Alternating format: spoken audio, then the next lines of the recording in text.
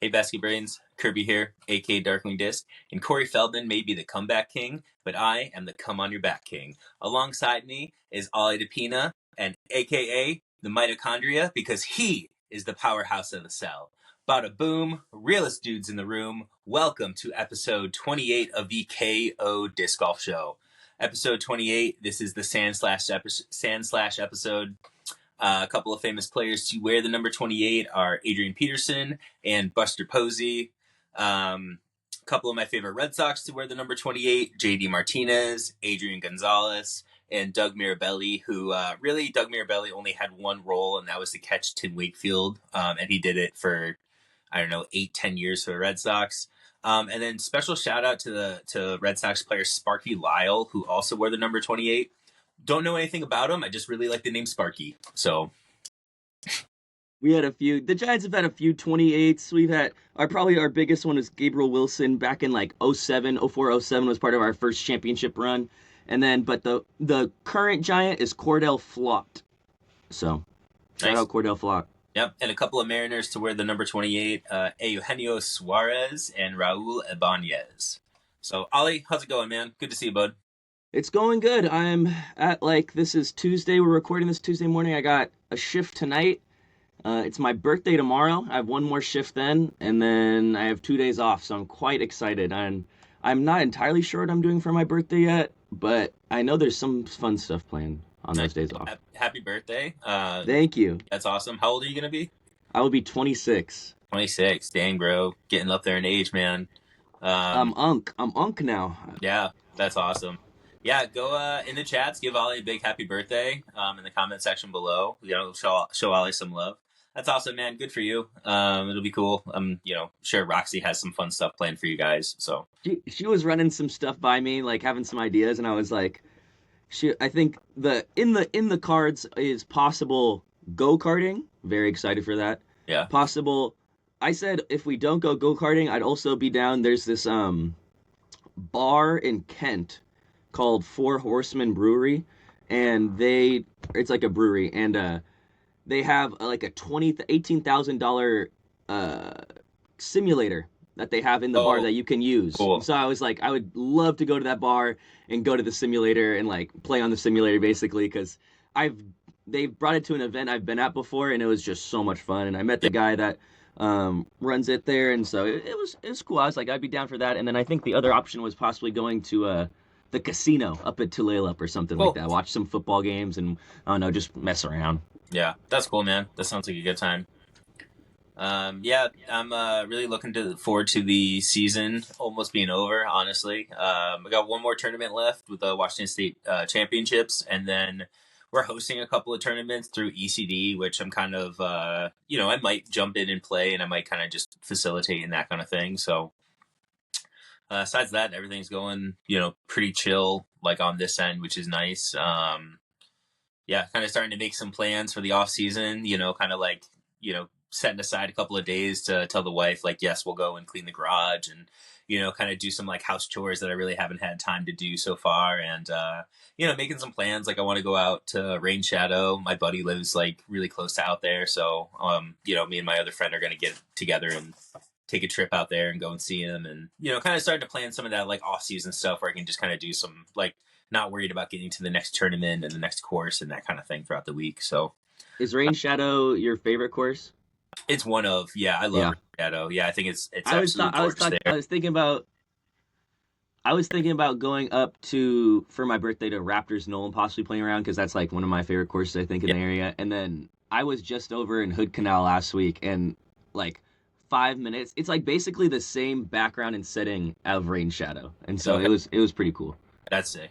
Yeah, I love it there. It's always like really quiet, which I really really like. And there's like a really good variety of shots where some of them are kind of like short and like through the woods, and some of them are, kind of more bombers. And that top of the world shot's really cool out there. So is your play on hole 2 to go big up and over? That That cool. Play. You just got to go up and over, like try to like wrap the Mando close, and then just like you throw it and you go. Yeah, basically, trickle down through the wood, but like there's no like, I don't think there's any like clear like no you want to go over this branch, like there's no real like line. You're kind of just the best. That's cool. Yeah, it's a fun shot though. When you get one in the fairway and you're like, dude, like this is awesome. That feels really good. Yeah. That'd be a fun course to go play with you. I'd be down to do a KO trip out to Rain Shadow Oh yeah, we sometime. should, dude. That'd be sick. Yeah, always a good time out there for sure. um, we're gonna get into Washington State doubles review. I went out there and played. My partner was Jeremy Marsh. Our team name was Over 30 and Flirty. And yeah, we went to a 5-hole playoff with Heiser Heroes, which is Asher Weidman and Brian Johnson, and we ended up losing to them. Those guys were awesome, really good to play with. Asher lives on the behind like hole 6 of Northwest over there. He lives in that neighborhood over there, so Oh wow. he's out at Rhododendron and out at Northwest like pretty much every day. That is without a doubt his home course. Um, Honestly, I feel like I personally blew it for our team on hole 5 in that playoff. That was a hole that when Marsh and I were going and doing our practice round, that we were kind of talking about how like, hey, like I'm going to go really aggressive off the tee on hole 5 because I'm the one that really has like the opportunity to get us. I got a little more power than Marsh does. So I was the one that was going to get us like down there. And his best shot to get us like close enough to birdie was going to be to throw a roller, which is definitely like a lot riskier with the way the out of bounds is kind of like shaped around the hole. And yeah, I totally just like pulled my drive like straight out of bounds out of the hand. And it's obviously just like a team, like we're a team, that kind of thing. But that was definitely a shot that like I knew like I kind of had to put the team on my shoulders for like that throw, and I definitely didn't like execute the way I wanted to. So, little it's disappointing. I mean, it's both. We were like texting about it later that night, and like we're both kind of like proud of like the fact that we both like stepped up and picked the other one up, throughout the day kind of things. There was a lot of clutch moments that he had. There's a lot of clutch moments that I had. One of us would miss a putt. The other one would step up and just like nail it, like no problem kind of thing. And, just, we worked so well together all day. Like there was no like conversations about like, ooh, your lie, my lie. It was like, no, we're obviously taking yours. It just makes more sense kind of thing. So really, really good. I mean, I'm not like, I kind of wish I would have executed better, like, on that last shot kind of thing, but, it is what it is kind of deal. So, yeah, rhododendron kind of, as we talked a little bit about last week, like, I think you kind of mentioned, you're like, it's not the most like interesting of courses. And I completely agree with that. It's not, there's nothing out there that I'm really like, wow, like this is such like a, like this is so great, like it's fine, and it works pretty well. I think it works really well for, I don't know, for kind of being what it is, kind of flat, like empty space. Like there is some like a little bit of hills that they use pretty well. Like hole 2, I thought was actually like a really good hole.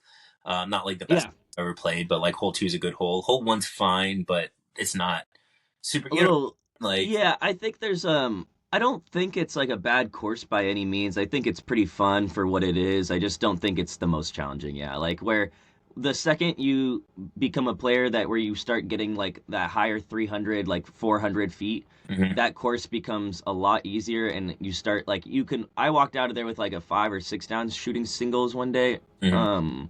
And I was kind of like that was a big mat round. Like it was like that kind of that's like okay, so like I did well in according to like how I feel and like like honestly how the field went, but then when I actually played, I was like that wasn't like my best round at all. So it kind of is like it lets there's like a lot of like if you miss even a little bit, it just kind of sucks for sure. Yeah. I mean, the nerviest part of that course is those 2 island holes, honestly. I like that back island hole honestly a lot. I It's really it's like not. it. Yeah, I think for like a hole 16 where you're coming down the stretch and it adds pressure, like it's not. It's Oh, the like back physically back one on the property. that's like hole like uh, 8. 8. Yeah, I was like that's earlier on. That one's fine. It's just Did you see have you ever been there and there's like the fence behind it? uh-huh. If you there's a gate and if you walk down the path for like it's not that far, but you can see like this it's like probably one of the best views I've seen in disc golf where it's like you have Chambers Bay the golf course, you have like the sound opening up and it's just like it's so nice. That's It's sweet. pretty cool. Yeah, But yeah, that's one of the reasons why I like that hole. I just think it's kind of like a cool little Easter egg you get to yeah. go. Yeah, I like the second island hole on 16 because like coming down the stretch, like it's really nervy. You have to execute like a really good shot to get it on the island kind of deal because it's not super short. So like I don't I'm not trying to say that it's a bad course. It's just not the most interesting. You know what I mean? Like I live in North Seattle, so it's like easy, like at least an hour to an hour 15 away, and that course isn't going to make me be like, yes, totally worth the drive down there, like no problem today, kind of thing. You know, especially when there's like, you know, SeaTac, Lakewood, Fenwick, White River. There's so many courses on the way, kind of thing. So not trying to crap on it. It's just not, yeah, just not Yeah, the best in the I've world. seen some videos of Carter and Lil Mateo, and I think it's like one of those holes. It's right before the island hole, but there's a couple of these open holes where they're just throwing the most ridiculous lines because they're just so bored out there. You can tell. Like Carter's going like super far up right here just to have it like it's like Yeah, you could tell they're having it's a little too easy. yeah. So, I don't know. It's what I mean. It's fine. So, but yeah, we're gonna be playing that again for Washington State Championships next week. It's gonna be the same two courses, 3 rounds over 2 days. I think we're gonna play Rhododendron first Saturday morning, and then it's Northwest Saturday night, Northwest Sunday morning for pros. So personally, I love that. I think I like Northwest more than I like Rhododendron. I think Northwest kind of plays into the style of disc golf that I like playing more, which is like those tough gap shots, you know, executing like legitimate shapes and kind of like you know, danger, you know, off of a lot of tee, not every tee, but like a lot of tees has danger where if you don't execute your line, you could be in a lot of trouble kind of thing. So definitely looking forward to that. We're going to go through the winners of the Washington State Dubs real quick. So, like I said before, winning MPO is Heiser Heroes, Asher Weidman, and Brian Johnson. Winner of FPO is the BAs, Allison Mabbutt and Brandy Myers. Winner of MP40 was the Toff and Ollie show of John Anderson and Bjorn Feeney or Piney. MA1 was won by Lutz Tennis, which is Sam Angel and Chris Erica Ericla. FA1 was won by Beers and Basket Cases, which is Sarah Caldstead and Daisy James. MA40 was won by Shattering the Sky, which is Mythic Moreno and Clay Vinning. And then I want to give a special shout out to what I think was the best team name throughout the weekend, and that is Terransaurus Rex, and that is Terran Knight and Bex Warich. That's so good. That's The so good. the fact that they combined both their names, What a duo. dude, the both of their names combined like that is so perfect, and like I love it. I thought it was like when I chatted with Taryn and her when and Taryn and Bex, I was like, that's so good, like really really clever. So shout out to all the winners and special shout out to Taryn and Bex for just like a absolute banger of a name. Oh, Ollie, you want to get into the fantasy football check-in? yes, sir. Yes, sir.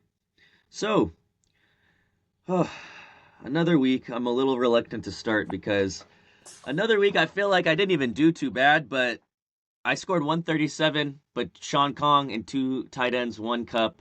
Say it one more time for the week, Best name. especially because you beat me. Had the most points in the league, so I did go against the highest points, and I had the highest points in a loss, so pretty good. Mm-hmm. The least efficient manager, Gabe Zansberg, only scoring 109 when he could have scored 132. Oof. Lowest points in a win was CL25423 against none other than yeah. So Okay, give me a second here. I'm a little pissy about that actually. My running back who plays for the Bills was questionable until like Monday afternoon, and then he was just out. oh, If he was questionable starting on Thursday or Friday. Yeah, but he was questionable, and they were like, "Oh, he probably, you know, he's probably all right. Like he's looking at playing, and then just out." So if he plays, I win that match, and I feel very firmly about that.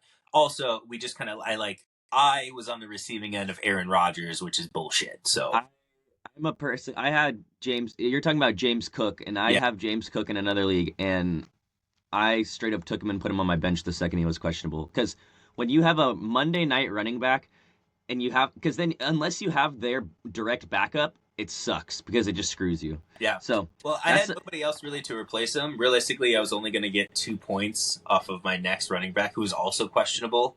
So I think no matter what I did there, I was pretty much just like taking the L. You know, if he didn't play, which is disappointing. But if he plays, man, I'm feeling like I got that. You know.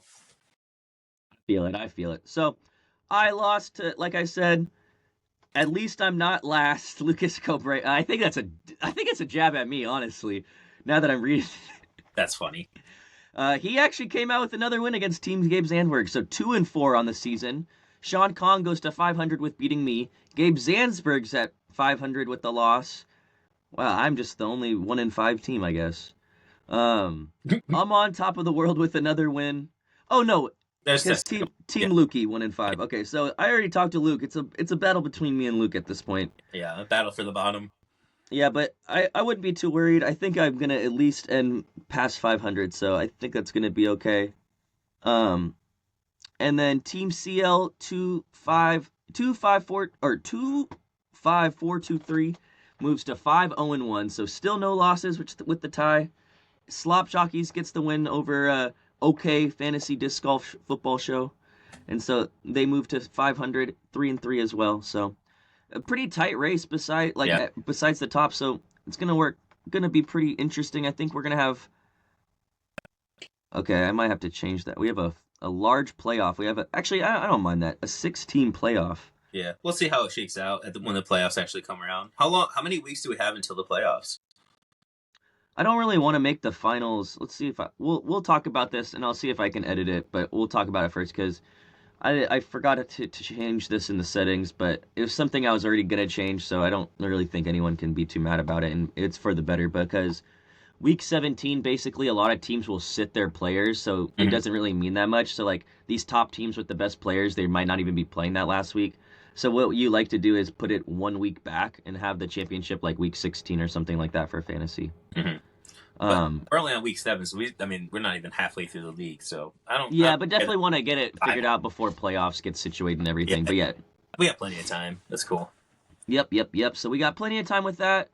Looking on to this next week, should just be another fun week. I'm going against Lucas Cobrea, and this is where I get my get back. You're talking all that trash. Let's go. Now it's time.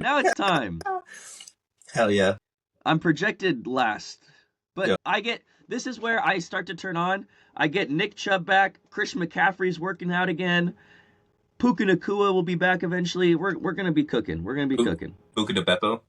Buka de Beppo's gonna be back. I wonder if I could just like play you and be like, hey, you want to pick up Buka? Yeah. Buka's going off right now, man.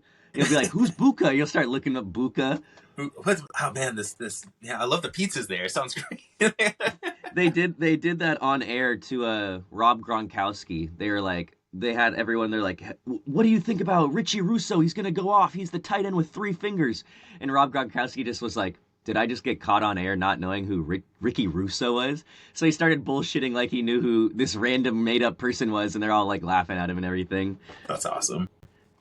But yeah, that's gonna wrap up the fantasy football check-in. Heck yeah, dude. All right, getting right into the draft for this week. This is the end draft. If you have any suggestions on what you want us to draft on stuff going forward, I think the play until we hit episode 56 is to do the letter draft every other episode. So we need suggestions, for those off weeks kind of thing that we're not doing these because we want to make this last until the end of the year, basically. So we're doing the end draft this week. And Ollie, do you want the first pick or do you want the second two? I'll take the first pick. All right, go for it, bud. We're going to go with the NFL. Yeah, something I enjoy watching, something I love to go to, probably my favorite sports league. Go Giants. Always got my Giants on. It's kind of becoming every episode. I was like, oh, maybe I'll just do it this episode or like that. No, it's becoming every episode. I'm going to wear some Giants stuff. Got my Giants up there. Nice. Yeah, I'm going to go with the NFL. I think it's a good one. Yeah, that's a great one. Very predictable. I'm not going to lie. I kind of assumed that one and my next pick were also going to be easy at the top of your list. And I'm going to go with the NBA for my that actually was not on my list. Really? That's interesting. I assume like NFL and NBA, they gotta go hand in hand. I mean, they're. I actually hate the NBA. I'm not gonna lie. Nah. You would not catch me drafting the NBA, but I think it's a good pick. Yeah, I honestly kind of didn't pop in my mind because I don't really like it that much. But interesting. It's not that I don't like it. One, they took away the Sonics, which sucks. So yeah, it's pretty shitty just not having a team. And then, the NBA, I think, is some of the hardest basketball to watch. It's like terribly refereed, where like it's just unpleasant basketball. Like I think if you go watch a high school basketball game in Seattle, you're watching like some really good basketball. You watch some like other college games. I think there's some good aspects. That's why I watch. I think that like I don't know, women's basketball is very very well officiated. I like watching the WNBA. It's on right now. There's just I don't know. I just the NBA. There's so many certain rules where it's hard to watch. Wow. Yeah. Wow. I really don't watch a lot of NBA either. I really tune in for like the playoffs. I think it's kind of fun because it's just kind of playoff atmosphere. Of course, of course. Um, I tune in. I'm all year. I'm tuned in. yeah. I like kind of knowing what's going on. What the NBA does really good is something that MLB does really bad, which is create stars. Right? The NBA is like loaded with like people that are like recognizable, their talents, they're like, a big deal on their team. And that's something that baseball just like really, really lacks. And like, that's something that I'm almost jealous, that basketball does so much better. So, for the number 3 pick in the end draft, I'm going to pick nachos. Freaking love me some nachos, dude. Cheese sauce, fresh baked, whatever. Throw some pork on there. I'm good with like beans, jalapeno. Like honestly, like, you put so much stuff on nachos, and I'm about like all of it. So yeah, I'm about that. When I go watch a football game or something, it's probably one of the best like finger foods. To get a plate of nachos for the table, easy. You're good. That's something my wife and I will do. We go to a restaurant. Like when we go to like a sports bar or something like that. Like nachos are always an option, and they're always like for us. So yeah. All right, I'm gonna follow up with my second pick and go with the 4th pick of this draft. I'm gonna go with noodles. Yeah, and I love me a good noodle dish. Yeah. Oh my gosh, we're getting into like that soup season as well, where you get pho. We got chicken noodle soup, bro. There's so many good noodles. I love noodles. Also, you don't even need it in a soup. You can just do noodles. Yeah, I do like pad thai. Hell yeah, dude. Like I'm all about it. Yeah. No, chow mein. Yeah, no, love noodles. Good. And then my next pick, kind of a basic pick, but I'm gonna go with Nike. I like Nike a lot. Yeah. I like they make good athletic shoes, athletic wear, big brand. I don't know. They're doing good, cool things with the. Yeah, I'll pick Nike. That's a good one for sure. Noodles was on my list. Noodles was right after nachos on my list of stuff. So good pick there for sure. This has been a back-to-back draft, Yeah, dude, this draft is great. Yeah. I'm gonna pick naps as my number 6 pick. Oh.